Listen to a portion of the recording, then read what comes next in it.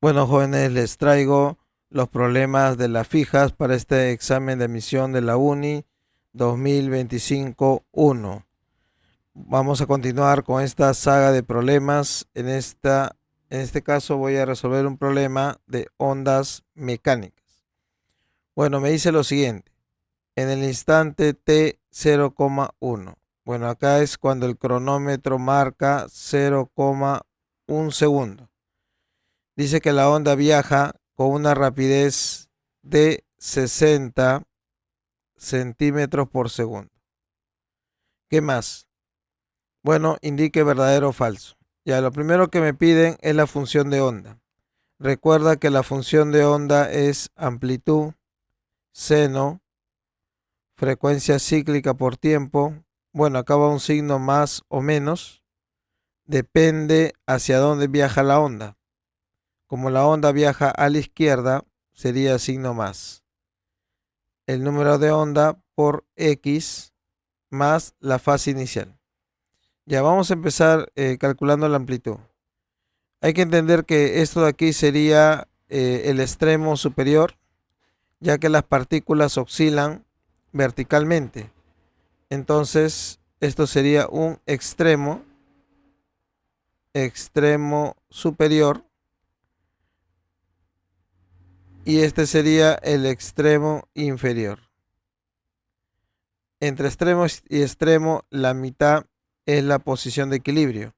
Bueno, y la distancia que hay de la posición de equilibrio a cada extremo es la amplitud. Entonces ya tenemos ahí al ojo que la amplitud sería 8 centímetros. Entonces yo digo del gráfico, la amplitud 8 centímetros. Ya tengo la amplitud. Ya, ahora para sacar la frecuencia cíclica y también la longitud de onda, lo que voy a hacer es lo siguiente. Voy a ubicar los puntos P y Q en la circunferencia. Recuerda de que la proyección de estas partículas que oscilan realizando un más, en este caso en la circunferencia, ya es un MCU. Bueno, voy a ubicar el punto P, pero el punto P tiene dos posibilidades. El punto P puede ser que esté ya aquí o aquí, en uno de esos dos lados. ¿Cómo saber dónde está? Para eso tengo que ver hacia dónde se está moviendo la onda. Ya, la onda se mueve a la izquierda. Entonces lo que va a pasar es que esta cresta se va a mover. Esta cresta ahora va a estar por aquí. De la misma forma, este valle también se va a mover a la izquierda. ¿Ya? Y estará en esta nueva posición. Entonces, ubicando las crestas y los valles en nuevas posiciones, esa parte de la onda quedaría algo así. Más o menos. Algo así. Ahora, entonces veo que esta partícula estaba en su posición inicial en -4 y luego está más arriba. Ah, quiere decir que en ese momento está subiendo. Bueno, si está subiendo, su proyección sería en este punto. Ahí estaría la partícula. Recuerda que trabajamos con un MCU en sentido antihorario. Bueno, con la partícula Q no hay problema, esa estaría aquí, en ese extremo. Ya, bueno, voy a ver lo que sería el desfasaje. El desfasaje o el desfase. Listo. Entonces, estas partículas, en este caso, ya el ángulo que estarían desfasadas sería todo este ángulo aquí. Todo ese ángulo sería el ángulo de desfase. Ya todo ese ángulo se puede obtener rápidamente. Bueno, acá sería 90 grados. Y esta parte lo puedo obtener de la siguiente manera. Ya todo ese ángulo voy a prolongar por aquí. Son menos. Prolongamos por acá. Son menos. Ya. Bueno, desde aquí, 0 al 4, habría, bueno, 4 centímetros. Recuerda que la amplitud coincide con el radio, 8. y este ángulo sería 30 grados. No, 60, 60. 60 grados sería. Listo. Bueno, aquí este ángulo podemos decir que es el ángulo que hay entre la partícula P y la partícula Q. Ese es lo que se llama el desfasaje o el desfase. Todo esto se llama fase. Esa es la fase. Entonces, ese ángulo es la diferencia entre la fase de uno y la fase del otro. Bueno, ese ángulo sería, en este caso, 120 grados. Ese es el desfasaje. Ahora, ¿qué es lo que se cumple? Se cumple lo siguiente, que el desfasaje, ya, que lo voy a poner, bueno, ese desfasaje es a 2pi como la distancia en X, que están separados, ya, como la longitud de onda. Esa es la relación. Ya, ¿qué es lo que pasa? Para que te des cuenta, mira, para que más o menos entiendas. Acá están desfasados 120 grados. ¿Qué significaría un desfase de 360 grados? Significaría que la partícula P estaría en el mismo sitio. Eso significaría. Bueno, y si está la partícula en el mismo sitio, estamos hablando de dos crestas, cuya separación es justo una longitud de onda. Ya, el desfasaje sería 120. Bueno, eso hay que pasarlo a radianes. Sería 2pi tercios. Entonces sería 2pi tercios es a 2pi como el X. El X, que es la separación horizontal entre las partículas. Más o menos sería algo así. Ese es el X. Esa es la separación horizontal. Ya, eso es. Ese es el X. ¿Cuánto es? 4. 4 centímetros también. Bueno, entonces esa separación sería 4. Y por acá la longitud de onda. Bueno, ya tenemos entonces la longitud de onda. Sería 12 centímetros. Más o menos. Bueno, tenemos la amplitud, tenemos la longitud de onda. Ya podemos hallar. Lo que sería la frecuencia. Para eso voy a aplicar lo siguiente. Rapidez de la onda, longitud de onda por frecuencia. ¿Cuánto es la rapidez de la onda? 60. Está en centímetros, menos mal. Longitud de onda 12. Y ya tengo la frecuencia. La frecuencia sería 5 Hz. Bueno, lo único que nos falta es la fase inicial. Vamos entonces a calcular esa fase inicial. Pero hay que tener presente de que esta es la posición para la partícula, pero no en tiempo cero. Aquí la partícula está en tiempo 0,1. Para este ángulo que va acá, es el ángulo en tiempo igual, en este caso, tiempo igual a 0. Ya, ¿cómo lo ubico en tiempo 0? Porque ese es en tiempo 0,1. Bueno, simplemente tengo que ver qué ángulo gira de 0 a 0,1. Para eso voy a trabajar en el MCU y aprovechar esto, que la rapidez angular ya es el ángulo entre el tiempo. La rapidez angular sería 2pi por la frecuencia. Ángulo sobre tiempo. Bueno, la frecuencia me salió 5. El ángulo, en este caso, girado, eso es lo que voy a calcular. Y el tiempo 0,1. Bueno, y sale el ángulo pi radianes. Entonces quiere decir que la partícula desde tiempo 0 a tiempo 0,1 ha girado pi. Entonces ha girado pi, quiere decir que estaría por aquí más o menos. Ya, la partícula entonces estaría ahí, en tiempo 0. Esa sería su ubicación entonces, en tiempo 0. Bueno, y este ángulo también ya lo puedo conocer, este 60 grados. Y recuerda que el ángulo con que se trabaja es un ángulo en posición normal. Ya, entonces, bueno, el ángulo en posición normal sería desde esta línea roja hasta la posición en tiempo cero. Bueno, o sea, 90 más 60, 150 grados. Entonces, el ángulo de fase inicial sería 150 grados. Eso en radianes es igual a 5 pi sextos. Entonces sería 5 pi sextos radianes. Bueno, ya lo tenemos todo. Ya podemos establecer entonces la función de onda. Ya, bueno, antes de plantear la función de onda, me dicen también la máxima rapidez. Es 80 pi. Bueno, eso lo podemos sacar con WA. El desfasaje también lo tenemos. Bueno, ya. Voy a plantear la ecuación. Sería Y amplitud 8 seno de la frecuencia cíclica, que es 2pi por frecuencia, 2pi por 5, por el tiempo más 2pi sobre longitud de onda, que nos salió 12 centímetros. Ya le vamos a poner 0,12, trabajando en sistema internacional, x más la fase inicial que nos salió 5 pi sextos. Ya está. Bueno, eso sería en este caso en centímetros.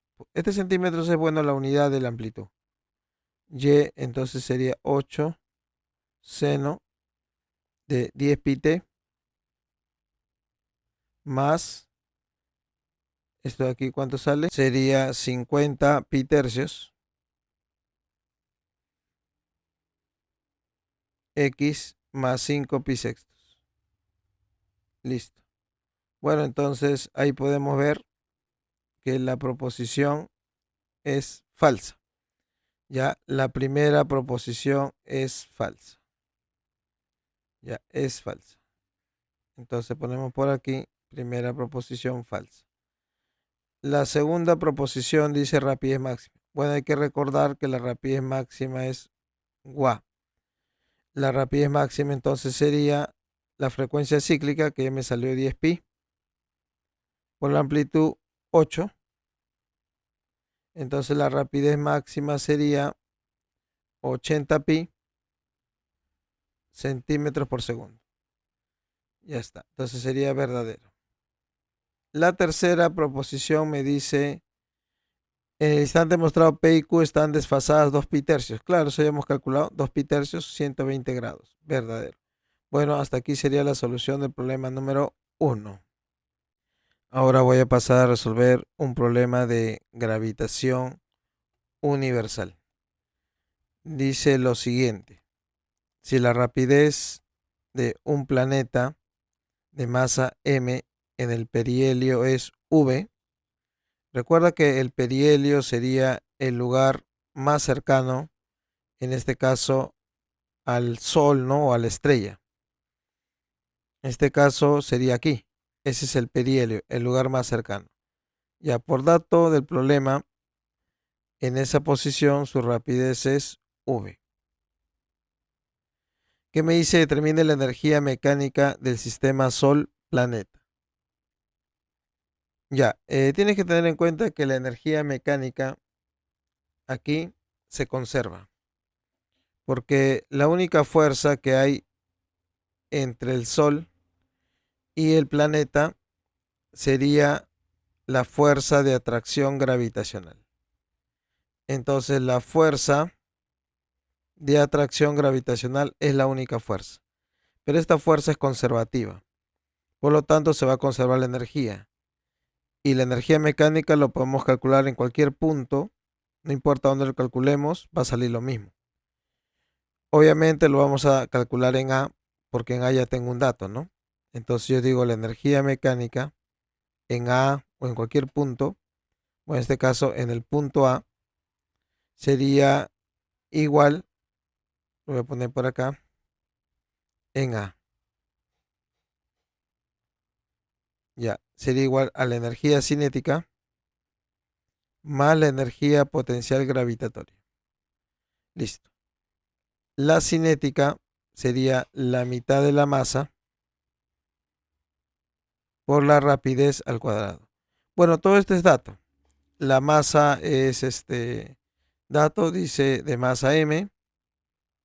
Entonces esta masa es dato, la rapidez es dato y la alternativa está en función de la masa y la rapidez. Ya, la energía potencial gravitatoria recuerda que es menos G, producto de masas, masa del Sol por masa del planeta, entre la distancia que están separados sus centros, pero en el perihelio, no en el punto que estamos calculando. Bueno, en el punto A, la separación entre sus centros es R. Ya, como puedes notar, la respuesta está en función de m minúscula, no de la masa de la estrella. Entonces me falta todavía una relación más. ¿Cómo voy a encontrar esa relación? Voy a aplicar la conservación de la energía. Voy a trabajar en este punto B, en el afelio. Bueno, en el afelio va a tener cierta velocidad. Puedo trabajar en cualquier punto, pero estos son los puntos más fáciles. Ya está. Entonces, su velocidad en el afelio. Ya, voy a poner velocidad en B. ¿Cómo voy a obtener su velocidad? Bueno, se cumple que la rapidez en A por su radio vector en A es igual rapidez en B por radio vector B. Lo que pasa es que el planeta, cuando más cerca está al Sol, mayor rapidez va a tener. ¿Cómo sabemos eso? Mira la fuerza. Si esta fuerza lo descomponemos, tendría una componente a favor del movimiento. Por lo tanto, va a acelerar. Entonces, conforme se acerca al Sol, su rapidez aumenta. De ahí que la rapidez máxima va a ser cuando pase por el perihelio. Y aquí la rapidez mínima. En otras palabras, podemos decir que esa rapidez está en relación inversa con sus radios. Ya, rapidez en A es V, su radio es R. Rapidez en B es lo que queremos calcular. Su radio desde el Sol hasta el punto B, 3R. Bueno, entonces la rapidez en V sería B tercios. Ya tenemos ahí esa rapidez. Ahora sí, vamos a aplicar conservación de la energía. Entonces la energía mecánica en A es igual a la energía mecánica en B. Ya, la mecánica en A sería cinética, que sería la mitad de la masa por V cuadrado. Potencial gravitatoria, no es MGH, ya eso es cuando la gravedad es constante, acá la gravedad cambia. La fórmula de energía potencial gravitatoria es G, producto de masas entre distancia y separación. Bueno, en el punto A están separados R. Energía mecánica en B sería la mitad de la masa por la rapidez en B, que ya le hemos calculado, B tercios, al cuadrado. La energía potencial gravitatoria sea menos G, producto de masas, pero la separación ya no es R, ahora es 3R. Bueno, acá podemos dejarlo así, porque al final quiero GMM entre R. Entonces todo esto lo paso para este lado y esto para el otro lado. Bueno, sería más o menos de la siguiente manera. Ya, sería por aquí 4 novenos, pasando a restar, de mb cuadrado. Al otro lado sería, 1 menos 1 tercio, y sería 2 tercios. 2 tercios de G, M sobre R. Bueno, de ahí ya puedo despejar G, M sobre R. ¿Eso a qué es igual? Bueno, todo eso que está ahí simplificando, mitad, mitad queda 2 acá, y acá queda 3, quedaría 2 tercios de mb cuadrado. Eso lo reemplazamos en 1. Reemplazándolo en 1, tendríamos que la energía mecánica es mb cuadrado sobre 2 menos todo eso que vale 2 tercios de mb cuadrado. Bueno, hay que operar eso de ahí y eso nos sale menos 0,17 mb cuadrado. Bueno, entonces la clave sería heladito. Esa es la solución a este problema. Ahora voy a pasar a resolver un problema de hidrostática. Nos dice lo siguiente. Un tubo delgado de 50 gramos contiene aceite, ¿no? El tubo sería esto de aquí. Este es el tubo. Y dentro contiene aceite. Ya, me dan el área de la sección transversal. Bueno, acá tiene un área en su base, área A. Y me dice calcule la longitud del tubo. Bueno, si yo a todo el tubo le voy a poner como longitud L. Ya, todo esto que sea longitud L. Ya, eso me está pidiendo. Longitud del tubo L. Bueno, si por fuera es 5, este sería L menos 5. Bueno, en centímetros, pues, ¿no? En metros sería 0,05 en metros. Ya, ¿qué vamos a hacer por aquí? Lo que vamos a hacer es lo siguiente. El tubo está sumergido, así es que voy a analizar el tubo, incluido el contenido. Ya, ¿qué hay por acá? Uno sería el peso del tubo, porque me dice que es un tubo de 50 gramos. Entonces sería peso del tubo. ¿Qué más? El líquido que está dentro, ¿qué es? Aceite. Y ese aceite también tiene un peso. Entonces voy a poner acá peso de aceite. Y ahora, como parte de este sistema está sumergido en el agua, entonces de parte del líquido hay un empuje.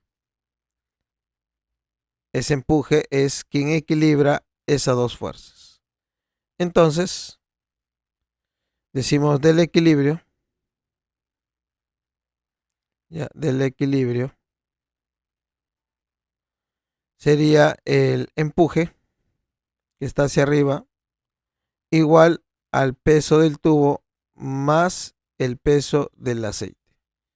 Ya, el empuje sería densidad de líquido, en este caso es agua, gravedad por volumen sumergido. El peso del tubo, bueno, sería 50 gramos, para pasarlo a kilogramos por 10 a la menos 3. Ya, eso por la gravedad G. El peso del aceite sería su masa por G, masa de aceite por G. Bueno, ahí podemos cancelar G. G va. Ya, densidad del agua. Ya, densidad del agua es 1000. Todo hay que trabajarlo aquí en sistema internacional. 1000. 10 al cubo. Volumen sumergido. Bueno, el volumen sumergido sería este volumen de acá. Ya, ese volumen es un prisma. Tiene forma prismática. Entonces sería área de la base por altura. Área de la base es 10 centímetros cuadrados. Pero bueno, hay que pasarlo a metros cuadrados por 10 a la menos 4. Ya está, más o menos. Ya, ese solamente es el área. Y por la altura, bueno, la altura sumergida es L menos 0,05. Ya, acá sale, bueno, 5, 0,05. Ya, la masa de aceite. Bueno, ¿cómo sacamos la masa? Nosotros sabemos que densidad es masa entre volumen. Entonces, masa sería densidad por volumen. Listo, entonces la masa de aceite sería su densidad. Esto lo multiplicamos por 1000 para pasarlo a kilogramos por metro cúbico. 800 por su volumen. Bueno, volumen de aceite sería el área otra vez, el mismo área, 10 por 10 a la menos 4. Y la misma longitud. La longitud, bueno, de aceite es L menos 0,05. Ya está. Entonces de aquí hay que despejar L al ojo sale 0,3 metros. Bueno, pasándolo a centímetros sería 30 centímetros. Bueno, entonces sería la clave Diosito. Ya, hasta aquí sería la solución de este problemita. Bueno, ahora voy a resolver un problema de termodinámica. Nos dice lo siguiente. Una máquina térmica opera ya con un gas ideal monoatómico. ¿Qué más? Desarrollando el ciclo mostrado. Si en el estado A la presión es P, indique verdadero o falso. Ya me piden la eficiencia. Bueno, la eficiencia de una máquina térmica sería el trabajo útil o trabajo neto sobre el calor absorbido, pero en todo el ciclo. Y aquí también trabajo neto es en todo el ciclo. Bueno, hay que ver dónde absorbe calor, ya en cada ciclo. Bueno, lo que se puede hacer aquí para poder comprender mejor el problema es pasarlo a una gráfica presión-volumen. Ya en el proceso AB es un proceso, como te das cuenta, a volumen constante. O sea, de AB es isócoro. ¿Estamos de acuerdo? O sea, si yo hago una gráfica presión-volumen, de AB es isócoro. Entonces, más o menos sería volumen constante. Acá está el volumen ahora. Sería, y aumentando la temperatura. Entonces sería así. Ese sería el proceso de A hasta B, isócoro. Aumentando la temperatura. Luego, ¿qué sigue? Luego sigue de B a C. Este proceso es un proceso isotérmico. Bueno, nosotros ya sabemos graficar una isoterma, es una hipérbola, son menos así. Es un proceso isotérmico y de expansión isotérmica, porque en B el volumen es V y en C el volumen es mayor. Entonces es una expansión isotérmica. Ya está. Finalmente, de C a A. De C a A vemos que es un proceso que está representado por esta línea recta que pasa por el origen. Ya, eso es importante. Vamos a analizar el proceso CA. Proceso CA. En el proceso CA voy a aplicar, en este caso, el pavo ratón. Pavo ratón. Ahora tú debes recordar dos magnitudes directamente proporcionales. Ya, dos magnitudes directamente proporcionales. Su gráfica justamente es una recta que pasa por el origen. Toda magnitud directamente, o dos magnitudes que son directamente proporcionales, su gráfica es una recta que pasa por el origen. Y justo mira esta recta, pasa por el origen. Entonces, ¿qué quiere decir eso? De acuerdo de la gráfica, podemos decir entonces que la temperatura y el volumen son directamente proporcionales. Entonces, volumen directamente proporcional a la temperatura. ¿Eso qué quiere decir? Que el cociente de volumen entre temperatura es constante. Vamos a acomodar. Sería P. Bueno, voy a despejar acá. B igual R. N y el P lo paso a dividir. Bueno, si no lo pongo así nomás. Sería P por volumen sobre temperatura que pasa a dividir igual a Rn. Ya, ahora mira, R y N, estos son constantes. Esto es constante. Te acabo de decir que este cociente es constante porque son directamente proporcionales. Justamente cuando dos cantidades son directamente proporcionales, su cociente es constante. Ah, entonces, ¿qué concluimos? Entonces, la presión es constante. O sea, se trata de un proceso isobárico. Entonces, de CA es un proceso de compresión isobárica. Bueno, ya esta gráfica lo voy a colocar por aquí. Estaría entonces la gráfica ya presión versus volumen. Son menos. Ya, así sería. Ya, la gráfica que hemos analizado. Son menos. Ya, ahora sí vamos a ver, a calcular cada cosa que nos piden. Bueno, en la primera parte nos dice la eficiencia. Ya, hay que, jovencitos, calcular el trabajo neto. Ya, esta área, el área encerrada por el ciclo, justamente es el trabajo neto. Ese es el área encerrada por el ciclo.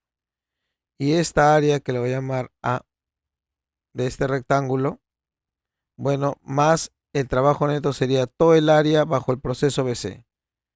Bajo el proceso BC, que es un proceso isotérmico, toda esa área sería la suma de trabajo neto más el área A. Ya, ¿a qué temperatura? Bueno, es constante. Acá nos dice 3T, ¿no? Temperatura 3T.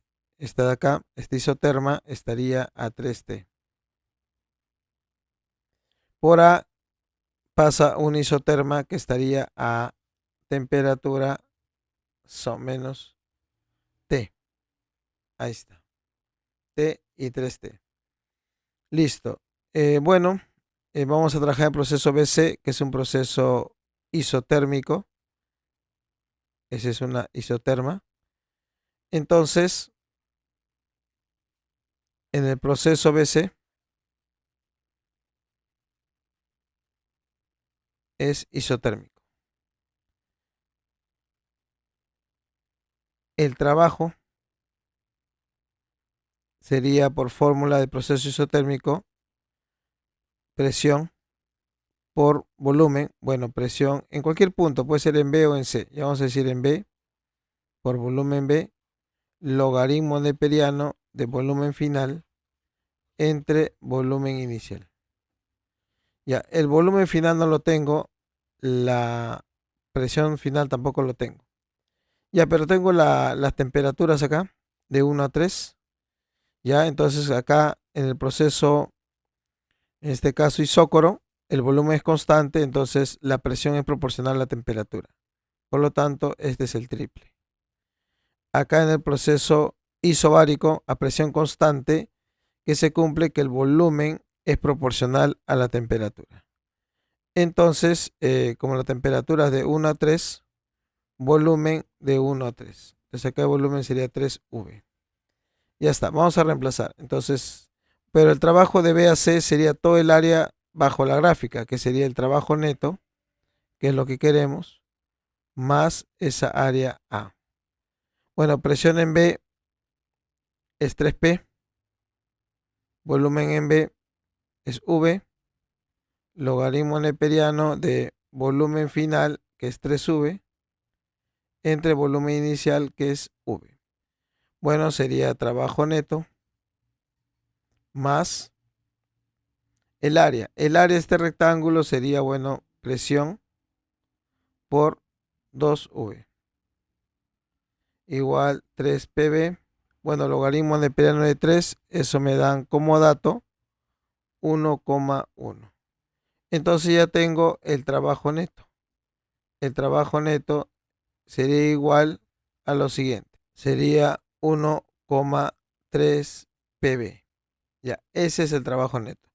Ahora tenemos que calcular el calor absorbido en el ciclo. Ya, continuamos por aquí. El calor absorbido en el ciclo. Vamos a analizar proceso a proceso. Bueno, en el proceso AB es un proceso isócoro.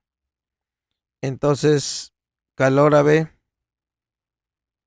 trabajo AB, más variación de la energía interna de A hasta B, ¿no? Aplicando la primera ley de la termodinámica. Pero como es un proceso isócoro, no hay trabajo. Por lo tanto, el calor es igual a variación de la energía interna. pero de A hasta B aumenta la temperatura, ¿no? Porque pasa de temperatura T a 3T.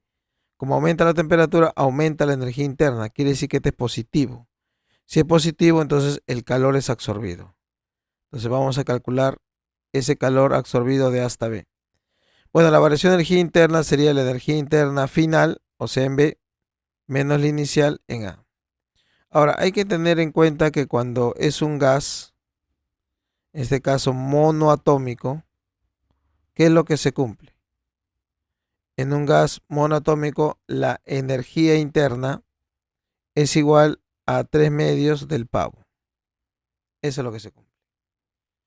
Entonces, ya puedo calcular el calor a B. La energía interna en B sería 3 medios de la presión en ese punto, bueno, es 3P, por el volumen en ese punto, V, menos la energía interna en A, que sería 3 medios de la presión en A, P, por el volumen A, B. Bueno, ya tengo el calor absorbido desde A hasta B. Ya eso sería igual a 3PB. Ya, pero esto no es todo el calor absorbido, solo es el calor absorbido en el proceso AB. Ya, yo necesito el calor absorbido en todo el ciclo. Son menos. Bueno, ahora de B a C, calor BC. Bueno, es un proceso isotérmico, sería igual trabajo BC más variación de la U BC. Pero como DBC es un proceso isotérmico, la temperatura no cambia, por lo tanto tampoco cambia la energía interna. Cero entonces. Bueno, entonces sería calor BC igual al trabajo. Bueno, el trabajo ya delante lo hemos calculado, sería presión por volumen, presión en B por volumen, logaritmo neperiano de volumen final, 3V entre volumen inicial, V. Bueno, ya esto sale 3,3 PB. Ya miren, como te das cuenta, de A a B se absorbe calor. Ya, aquí se está absorbiendo calor. De B a C también se absorbe calor. Ya, este es calor AB, este es calor BC. Obviamente, de CA ya no puede absorberse, tiene que disiparse necesariamente. ¿Por qué? Por la segunda ley de la termodinámica. Ya es imposible de que haya una eficiencia del 100%. Siempre va a haber un calor que se disipe, siempre va a haber un calor que se pierda. Ya está. Entonces, todo el calor ya absorbido en el ciclo, por ciclo sería el que absorbió desde A hasta B, que nos salió 3 PB, más lo que absorbió de B a C, 3,3 PB, sale 6,3 PB. Bueno, ya tengo el calor absorbido por el ciclo, ya puedo calcular la eficiencia.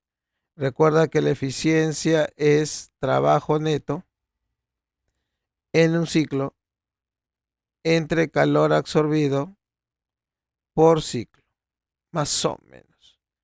El trabajo neto por ciclo, aquí lo hemos calculado, ¿no? Está por acá, trabajo neto 1,3 PB.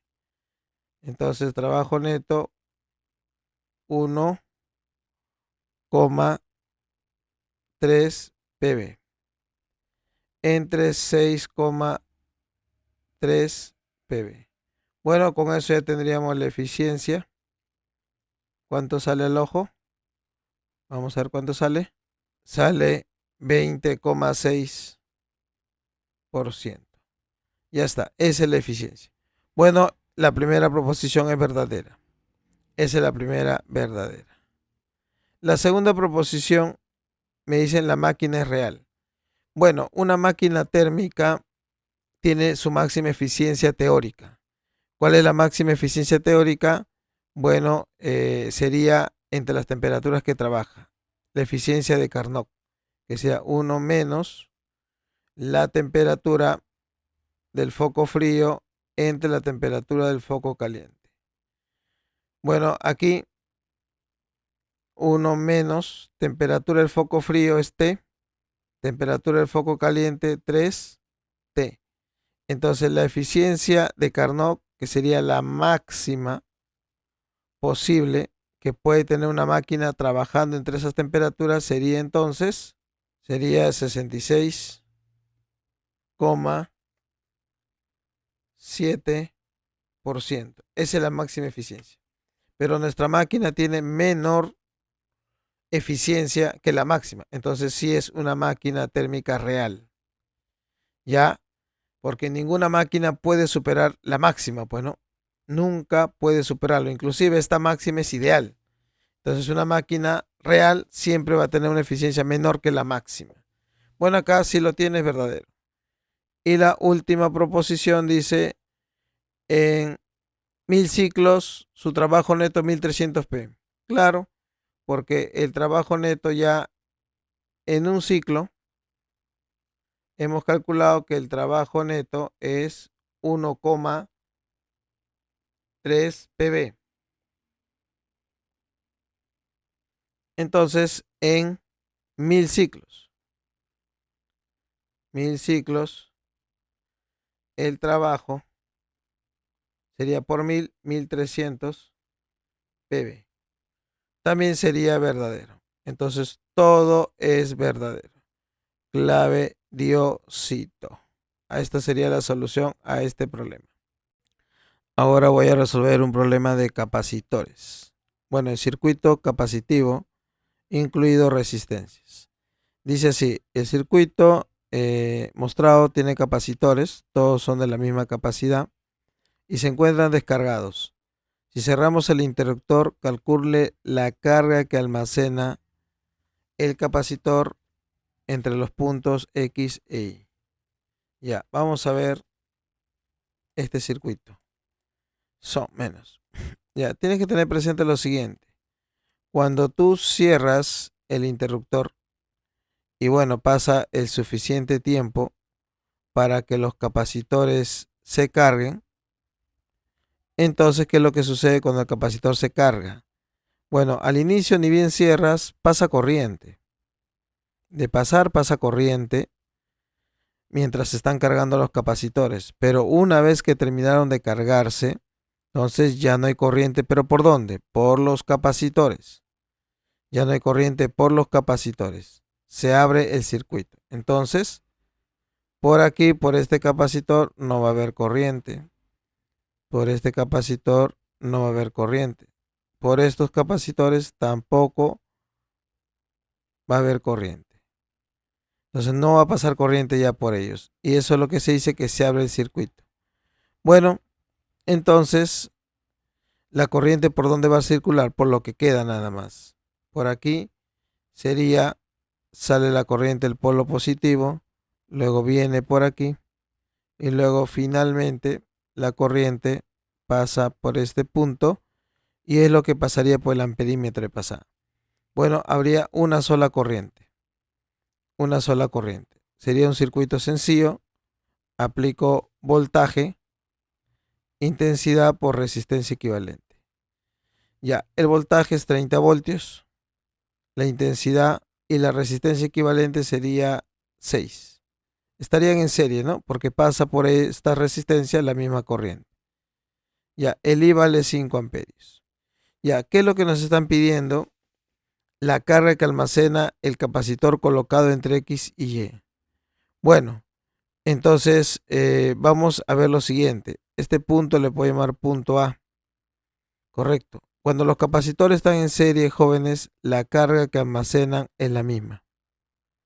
Correcto. Entonces yo voy a decir lo siguiente aquí. El voltaje que hay entre los puntos X y A, todo este voltaje va a ser lo mismo yendo por este camino que yendo por este otro camino. No importa por qué camino tú te vayas, el voltaje entre dos puntos debe ser lo mismo. Entonces, yendo por este camino sería igual al voltaje XY más el voltaje YA. Así sería. Para el caso de la resistencia, el voltaje entre X y A sería la intensidad, que ya sé que es 5, por la resistencia 2. El voltaje para cada capacitor, bueno, recuerda la fórmula carga igual César Vallejo, entonces voltaje sería carga entre capacidad. Entonces el voltaje que hay entre X y Y sería la carga Q entre la capacidad, que sería 10 micro, más el voltaje que hay entre Y y A, que sería la misma carga, y la capacidad la misma, 10 micro. Por lo tanto, ya tengo la carga que almacena el capacitor colocado entre X y Y. Sería entonces igual a 50 microcoulomb. Eso sería entonces la carga que almacena este capacitor. Clave cevichito. Bueno, hasta aquí sería la solución de este problema más o menos. Como penúltimo problema, voy a resolver un problema de óptica. Dice así, a 15 centímetros de una lente delgada convergente de distancia focal 10 centímetros se ubica un objeto. Y a 50 centímetros a la izquierda de dicha lente se ubica un espejo cóncavo de radio y curvatura 60. ¿A qué distancia de la lente se encuentra la imagen formada por el espejo? Ya miren, voy a entonces colocar la lente y el espejo cóncavo. Ahí está, la lente y el espejo cóncavo. Bueno, voy a trazar lo que sería el eje principal, más o menos. Ahí está el eje principal. Bueno, ya, el problema me dice que la distancia focal de la lente es 10 centímetros y si ubico un objeto a 15 centímetros a la derecha de la lente. Ya, vamos a colocar por aquí un objeto. Sería una flechita nomás. Más o menos. A 15 centímetros. Bueno, ahí está. A 15 centímetros vamos a colocar este objeto a la derecha de la lente. Ya dice que hay una separación entre la lente y el espejo. Dice a 50 centímetros a la izquierda está el espejo. Ya, entonces aquí entre el espejo y la lente hay una separación de 50 centímetros. Son menos. 50 centímetros. Listo. Entonces lo que yo tengo que hacer es lo siguiente. Voy a ubicar la imagen que se va a formar de la lente. Y una vez que yo sepa dónde se ubica esa imagen, con esa imagen va a ser de objeto para el espejo. Bueno, esta zona donde está el objeto es la zona virtual. Para el caso de lentes es así. La zona donde está el objeto es la zona virtual. Bueno, al otro lado sería la zona real para la lente. Entonces, primero trabajamos para la lente. Para la lente aplico el fío porque tengo la distancia focal. Sería la inversa de la distancia focal igual la inversa de la distancia imagen más la inversa de la distancia objeto. Más o menos. Bueno, la distancia focal es 10 centímetros. No hay problema. Recuerda que cuando la lente es convergente, su distancia focal es positiva. La inversa de la distancia imagen más la inversa de la distancia objeto. Bueno, el objeto está a 15 centímetros. Ya, de esta manera ya podemos sacar la distancia imagen. ¿Cuánto sale? Vamos a ver. Ya con la calculadora científica sale 30 centímetros. Entonces, y sale positiva. Eso quiere decir que la imagen es una imagen real. Ya, imagen real. Y recuerda que toda imagen real es invertida. Bueno, ¿a dónde va a estar? En la zona real, obviamente. Acá está la zona real. Ahí va a estar la imagen. Bueno, pero va a ser invertida y de mayor tamaño. ¿Dónde? A 30 centímetros, más o menos. Ya, más o menos ahí va a estar la imagen de este objeto. Ya está. Esta distancia sería entonces 30 centímetros. Bueno, como es 50, 20 centímetros. Esta imagen haría ya de objeto para el espejo cóncavo. Entonces ahora trabajamos para el espejo. Para el espejo. Para el espejo, la distancia objeto sería 20 centímetros. Bueno, y donde está el objeto, en el caso de espejos, es la zona real y acá sería la zona virtual. Bueno, están coincidiendo las zonas. Ya, la distancia focal, en el caso del espejo, recuerda que es la mitad del radio. El radio dice 60 centímetros. O sea, 60 entre 2, 30 centímetros sería la distancia focal. Bueno, ahora vamos a aplicar el fío, la inversa de la distancia focal, que es 30, la inversa de la distancia imagen, y final vamos a poner más la inversa de la distancia objeto, que es 20. Bueno, esto con la calculadora científica sale igual a, ya, igual a menos 60 centímetros. Bueno, quiere decir que la imagen es virtual. Es una imagen virtual. ¿A dónde está la zona virtual del espejo? Estaría a la izquierda. Entonces, va a estar a la izquierda. Bueno, vamos a mover todo esto a la izquierda para ubicar a la imagen final. Ya, ubiquemos la imagen. Entonces, la imagen en el espejo va a estar a 60 centímetros. Más o menos por aquí. Ya, esa es la imagen final. ¿Qué te pide? ¿A qué distancia la lente se encuentra esta imagen? Bueno, la medida me pide desde la lente. Desde la lente, ¿a qué distancia se encuentra? Eso es lo que me pide. Bueno, ese es el X. Ya, esto de aquí sería 60 centímetros, lo que hemos calculado. Entonces sería acá 60 centímetros. Por lo tanto, el X sería, bueno, 110 centímetros, pues, ¿no? Entonces, X sería 60 más 50. 110 centímetros. Clave heladito. Ya, esa es la clave y sería la solución a este problemita. Como último problema voy a resolver un problema de efecto fotoeléctrico. Recuerda que el efecto fotoeléctrico consiste en que cuando incide un fotón sobre una placa de metal y si se logra arrancar un electrón, entonces se ha producido el efecto fotoeléctrico. Claro, si el fotón tiene la energía suficiente para arrancar ese electrón. En el problema me dice el potencial de frenado cuando se ilumina una superficie con 4910 angstrom de longitud de onda es 0,71 voltios. Pero si esta longitud de onda incidente se cambia, el voltaje de frenado cambia. ¿Cuánto es esta nueva longitud de onda?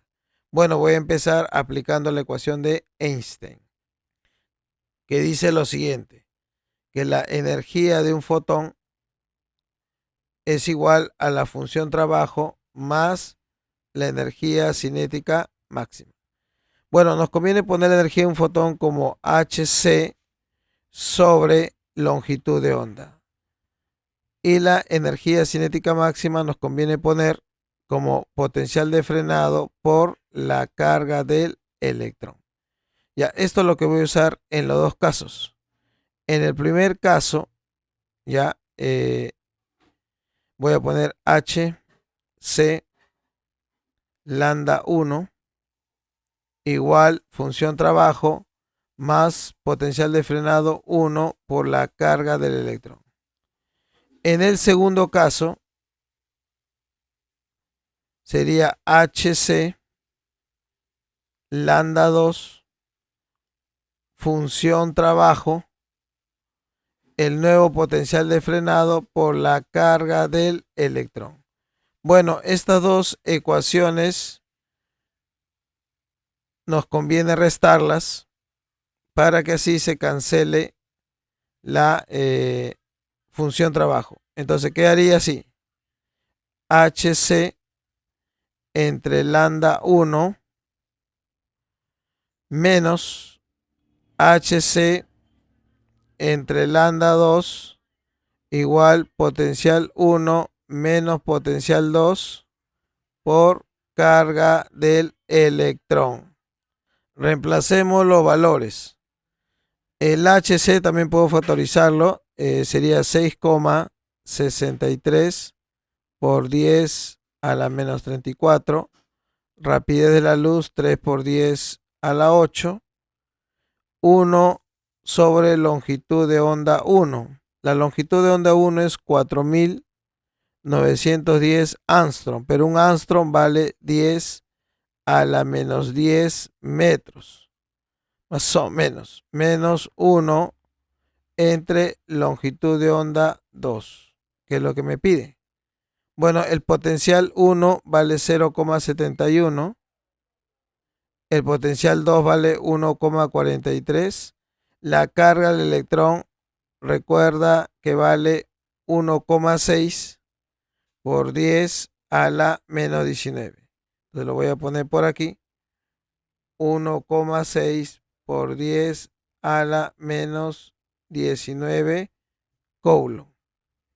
¿Está? Bueno, de aquí entonces operando al ojo sale al ojo 3823 angstrom. Bueno, la clave sería calamina. Bueno, jóvenes, hasta aquí sería este seminario de fijas. Desearles lo mejor para este examen de admisión. Ya queda el examen física química, con eso ya aseguras tu ingreso. Dios les bendiga y suscríbanse y compartan para poder hacer más contenido.